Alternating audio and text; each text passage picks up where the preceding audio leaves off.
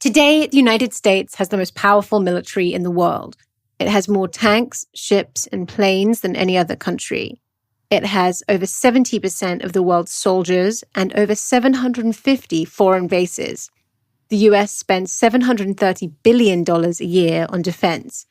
That's more than China, India, Russia, Saudi Arabia, France, Germany, the United Kingdom, Japan, South Korea, and Brazil spend combined. America's leaders have argued that this is unavoidable. As Bill Clinton's Secretary of State Madeleine Albright once put it, if America has to use force, it's because we are the indispensable nation. But what if that was not the case? I'm Laura Marsh, the literary editor of The New Republic. And I'm Alex Pareene. I'm a staff writer at the magazine. Today we're talking about America's military dominance. How did the U.S. decide to become the world's preeminent power? And could it decide not to be? Later in the episode, we're talking about Republican Senator Kelly Loeffler, who is fighting in a runoff in Georgia to win back her seat and retain Republican control of the Senate. This is The Politics of Everything.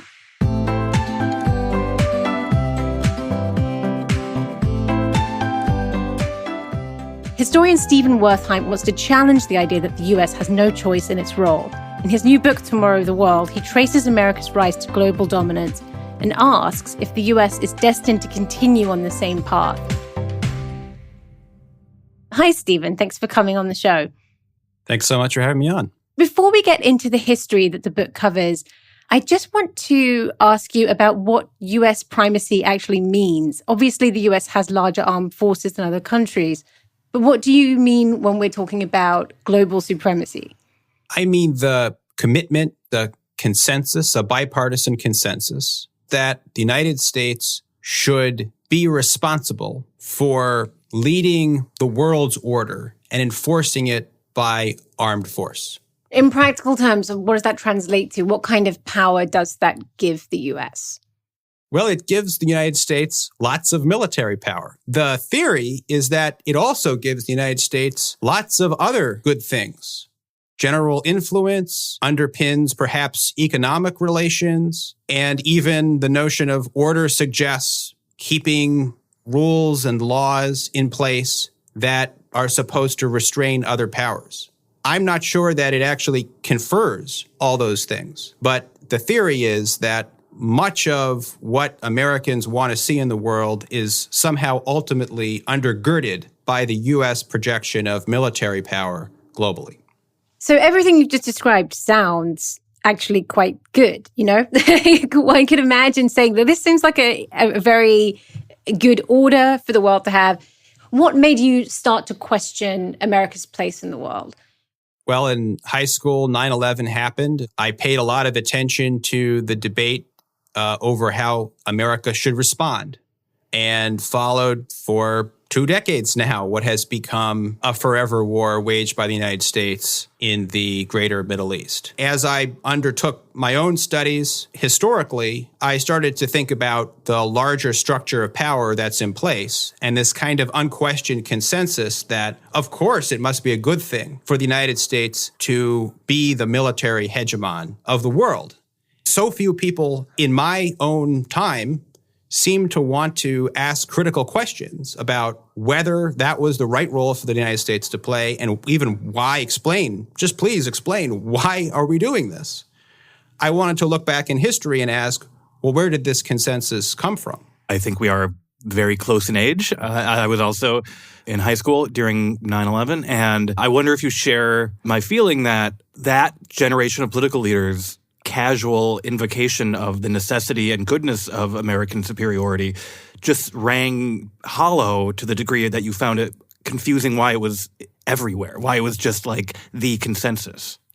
That's right. I mean, in retrospect, it might have been more in the interests of those who wanted to maintain a political consensus around U.S. military leadership to be more accepting of smaller critiques and, for example, admit that the war in Iraq was a terrible disaster and actually hold some people accountable. Right. I think in a way, this attachment to U.S. military force has actually created a real disaffection amongst a lot of Americans, especially the younger generation.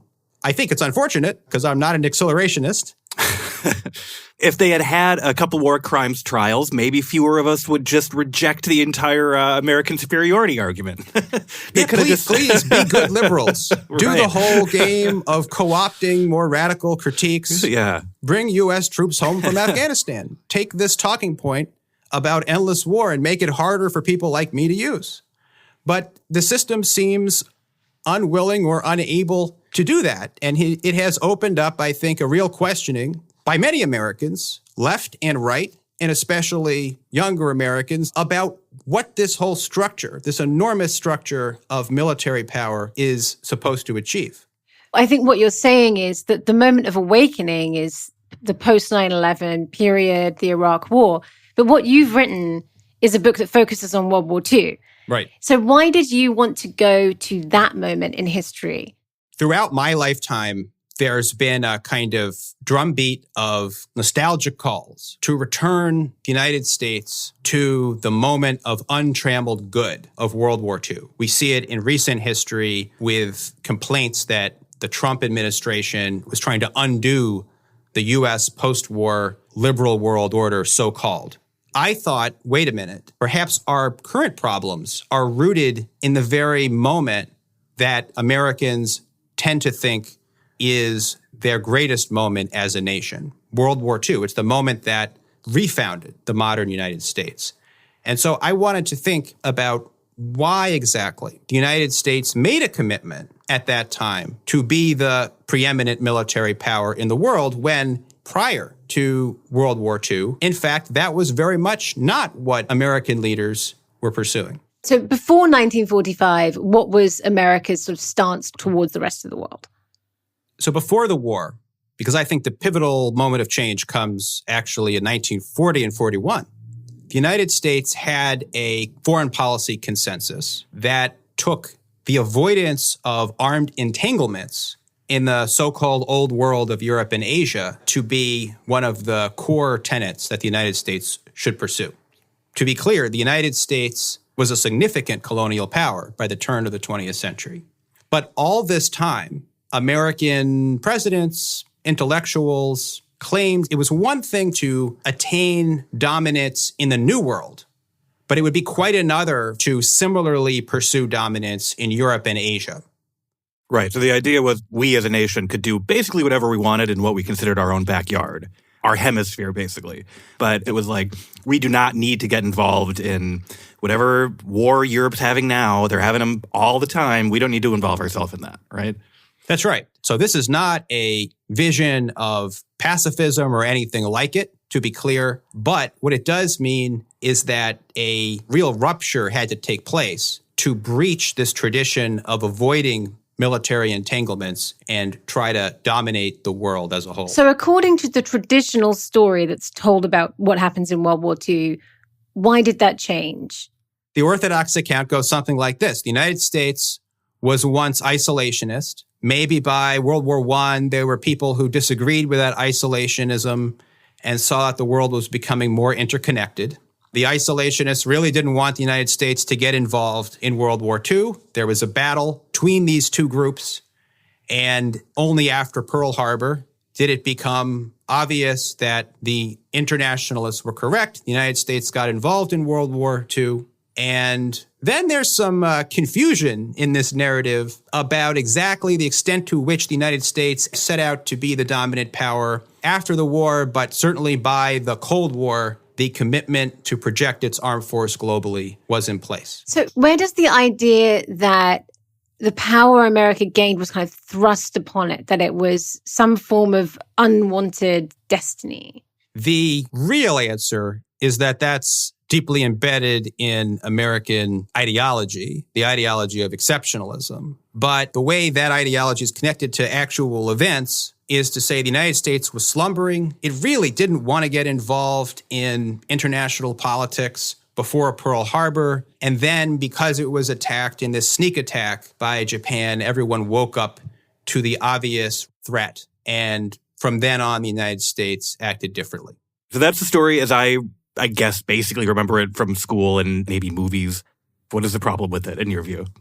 So it can't possibly be the case that the United States was isolationist and isolationists were at the vanguard of American foreign policy because no one even thought to use the term isolationism until the 1930s with any widespread currency. It was only as a set of Americans decided to make the United States the supreme military power that they started to call their opponents isolationists. So when they're using that word, what do they mean? What is an isolationist? What they're doing is engaging in a conceptual slippage. So they are trying to say that because somebody opposes the use of force on a global scale in Europe and Asia, that they don't want the United States to engage in any kind of interaction with the outside world. I see. So because I think when most people hear the term isolationist, they think it means when a country has a policy that it would never get involved in anything that happens outside its own borders. Right. And what you're saying is that has never been the case in American history. There's never been a moment when the US has been completely disentangled from every other country in the world. Ever. That's right. Clearly, that hasn't described US conduct. It's just nonsense to say that the United States practiced anything like isolationism. In fact, it's so much nonsense, nobody thought to use that term in reference to the United States until a very late date for a specific reason in the 30s and 40s. So one thing I'm trying to get straight is the difference between the sort of orthodox account and the account you're putting forward. Because in one, it seems like the entry of the US into World War II is a reaction to the bombing of Pearl Harbor. In your account, it's a more considered decision. Is that right?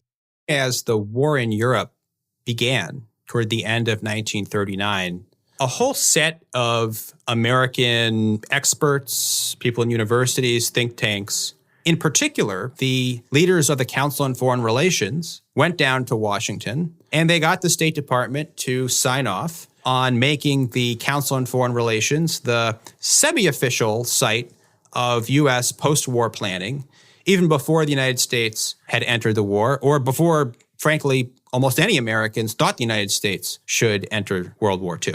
I want to just ask a very basic question here.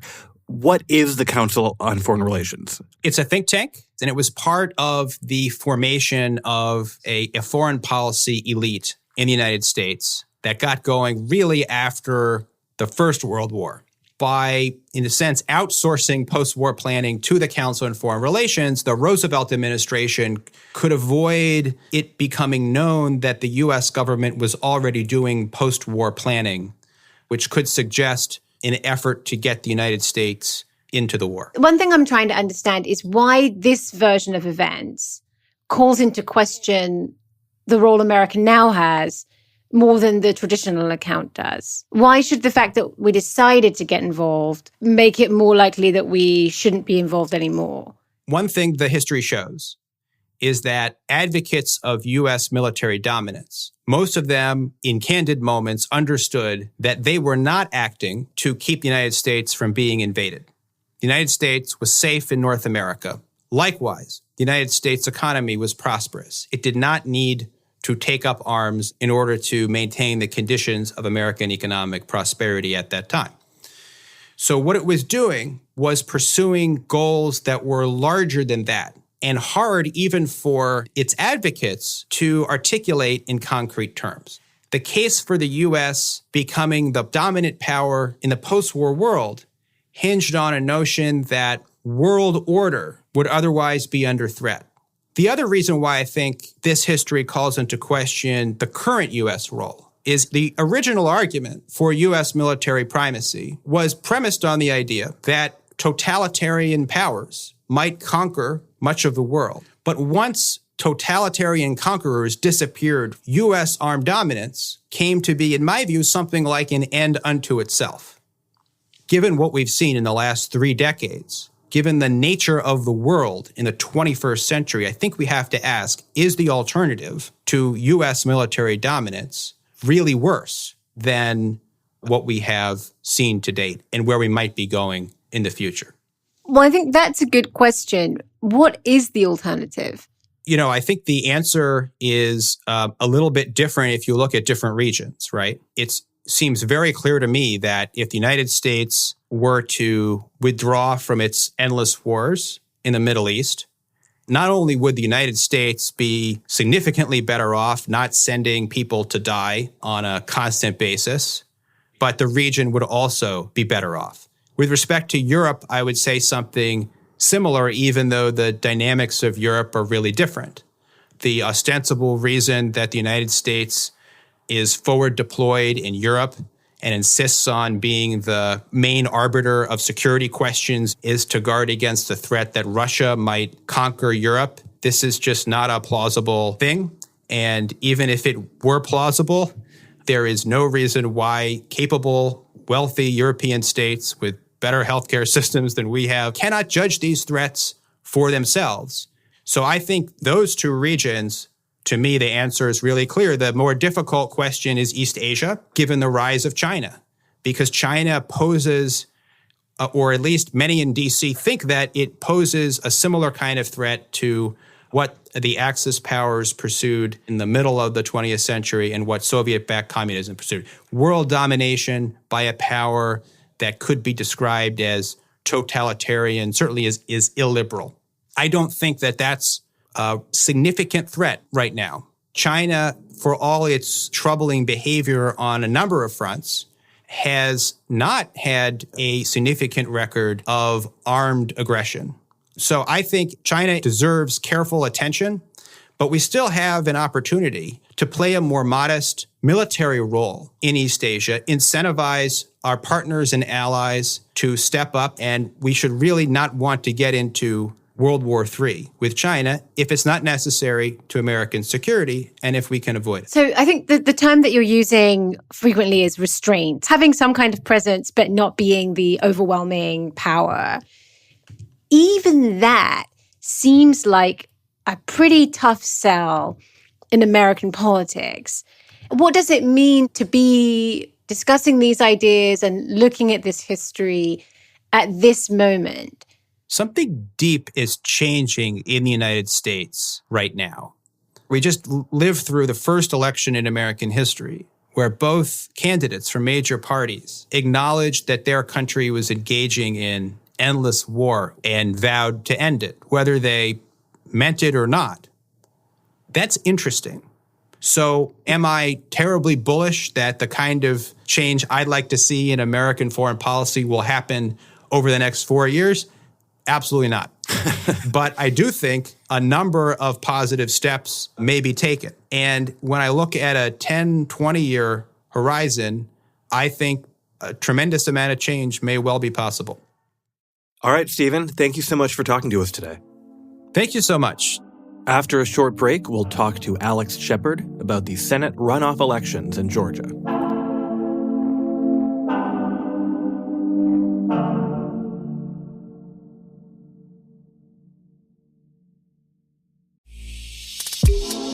Want to keep up with post-election news and analysis? Subscribe to The New Republic with our special offer. Get 3 months of unlimited digital access for just $5. You can find the deal at tnr.com/special offer. That's tnr.com/special offer.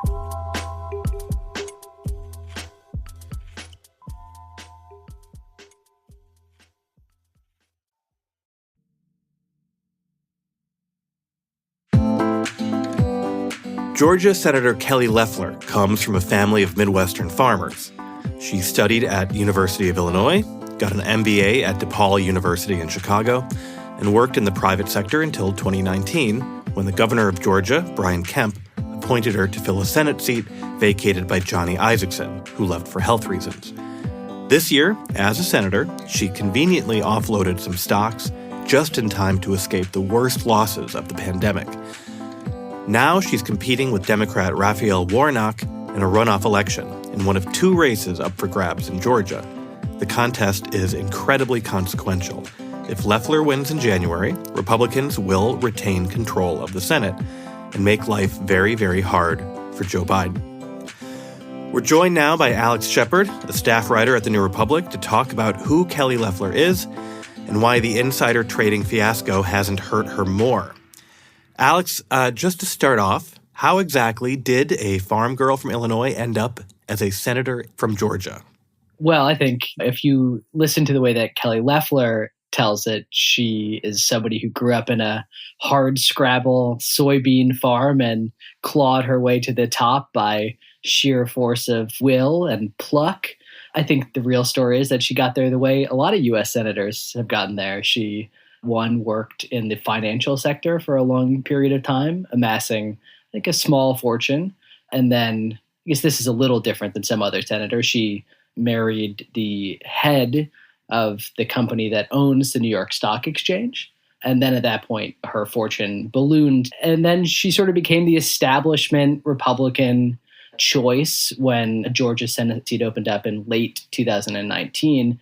And she sort of clawed on to that seat ever since, fending off a Trumpist challenger, one who the president still, I think, secretly in his heart wants, Doug Collins. But also she's done it by tacking to the right and casting herself as one of Trump's most important allies in the Senate.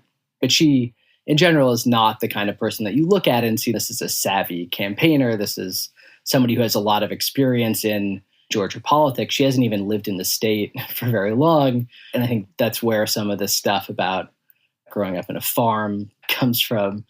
You're right. She leans on the farming background a lot for, I think, rural authenticity purposes. But, Midwestern soybean farms are not little mom and pop operations. The American Prospect reported that in addition to her father running a trucking business, they received literally millions of dollars in federal subsidies for their crops. So, yeah, I was trying to dig into the specifics about her family's financial situations, but I think if you just look at the disclosures that we do have from farm subsidies, the suggestion is that this is not a character out of Let Us Now Praise Famous Men. This is somebody who has, largely lived a pretty charmed life and has amassed a sizable fortune to the point that she owns a professional sports franchise. Well, you've written about her for this issue's Oligarch of the Month column. How rich is Kelly Loeffler? So this is one of the great mysteries. It's difficult to tell even with financial disclosures, in part because so much of the wealth is tied up in stock. You can't say that she is the richest member of Congress. So everyone comes up with a funny way to say it. She's likely the richest member of Congress. But the general estimates are somewhere in the $500 million mark. The high estimate is about $800 million. The photo that ran with your article in the magazine is her and her husband, Jim Sprecher, standing in front of their mansion in Georgia. And you see, it's the front door, so you see these two big columns, lots of marble, it's a real mansion. It's not just a big house. That, I believe, was the most expensive real estate transaction in Atlanta history. My favorite thing about this house is that it has a name, and that name is Descante. Which... Pardon? How are we spelling that? Descante. Okay. According to this real estate article that I read, it's a 15th century Italian word, and it means the highest harmony to the main melody of life. Oh, how musical. Because once you get rich, then you have to prove that you're cultured. Yes. It's very funny the authenticity games you have to play as a wealthy person who has decided to enter electoral politics and what you have to do if you are just being a normal wealthy person. Like, on the one hand, when you're trying to buy your way into high society, you're like, my house needs a name. And then when you're like running in a runoff election, you're like, no one look at my house with a name. It's also when you start to read about these places, nothing about them makes any sense. In one article, it referred to it's Versailles Parquet. And I was like, it sounds nice. I have no idea what it is. Yeah. We were looking into that for my kid's bedroom, Versailles Parquet. Well, I guess all this discussion of her wealth leads into the main question I have about why Kelly Loeffler is even able to come in second in this last Senate race and how she's made it to a runoff, which is the main thing that she's known for is her handling of the COVID-19 pandemic. What happened there she sold $20 million in stocks after receiving a briefing about just how bad COVID-19 was at a time when most Americans weren't thinking about it at all. This would be shortly after Kelly Loeffler joins the United States Senate in January of this year. She is part of a sort of closed-door briefing of United States senators. The senators are told that this virus is very deadly. It's going to result in significant disruption of the United States economy. On the same day, Loeffler starts to unload stocks. And over the next few weeks, liquidates close to $20 million in stock holdings. Once COVID hits, those stocks lose a third of their value. And she also buys two stocks, one of which is a company that makes telework software. So these are very prescient stock trades. While these investment decisions are being made, Loeffler is publicly backing the Trump administration's line, which is, this is just like the flu, it's going to go away. Eventually, she is among 4 U.S. senators whose trades are investigated by the Department of Justice, and I believe the Senate Ethics Committee as well. Those are Burr, Jim Inhofe, Dianne Feinstein, and Kelly Loeffler. Obviously, that happened quite a long time ago now. Have there been any consequences for her before the election? Yeah, so Loeffler's position is that she didn't know about it and that the timing of this just happened to coincide with this briefing from Dr. Fauci and others. And I think her portfolio, given that her husband is also the CEO of a company that is in charge of the New York Stock Exchange, it's sensible that there would be third-party advisors making these decisions. And yet I think even that explanation sort of overlooks the bigger problem here, which is that Loeffler was knowingly downplaying the risks of what was coming. And while she was doing that, whether she knew about it or not, she was making sure that her own house was very much in order. And in terms of there being an inquiry, that's all over now, actions. Yeah, so the Department of Justice closed its inquiry in May, and the Senate Ethics, I think, did around the same time for not just Loeffler, but the other senators involved as well. And I think because of the involvement of a third-party firm, this case was probably not going to be prosecutable, although that says more about United States enforcement of insider trading laws in general. When you look into the actual circumstances here, it remains extraordinarily shady. I could talk about congressional insider trading all day. It was fully legal until 2012. Wait, what? Yeah, it was completely legal for members of Congress to insider trade until 2012. And then a prior round of insider trading scandals led them to pass the Stock Act, which finally made it illegal to insider trade for members of Congress. Oh, and originally, that bill said the trades they made and all their financial disclosures had to be available in an online database. And then right after they passed it, they passed a new law that changed it so that to get the records, you literally had to go to the basement of a building in the Capitol and print them out for like 15 cents a page. So as soon as they passed it, with they stripped out the transparency. So it's historically been pretty difficult to get in any sort of trouble for insider trading as a member of Congress. Yeah. The thing I'm still trying to wrap my head around is, okay, the investigation has been dropped. To be at the center of that story, though, surely that still has to be in the minds of voters. And 1.2 million voters in Georgia decided that Kelly Loeffler is the person that they want as their senator. She got 25% of the vote. How does that happen? I think that there are a couple of things happening here. One is that these races are playing out in culture war terms, and Loeffler has responded to these allegations as if that, these are political charges being made against her because people don't like the president and they don't like how much she likes the president.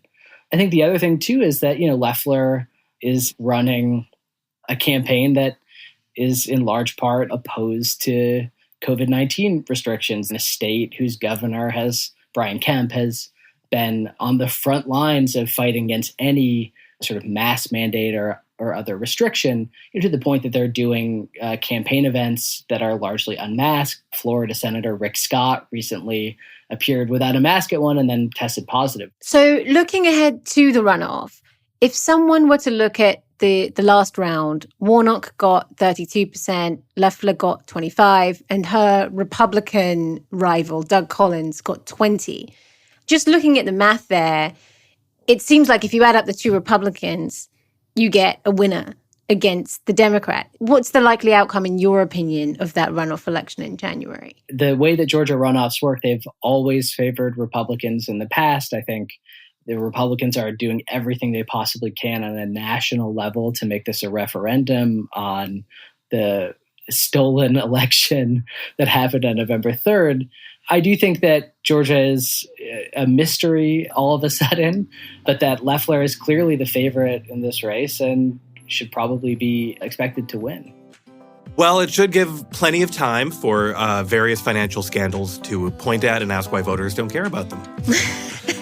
All right. I think on that note, Alex, thank you so much as always. It is a pleasure talking to you. Yeah, thank you. Thank you.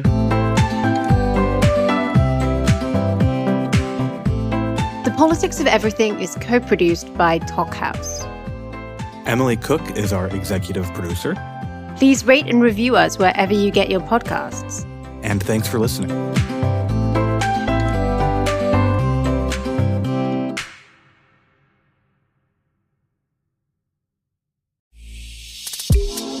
To follow more political and social commentary by some of the country's most acclaimed independent journalists, subscribe to The New Republic with our special offer.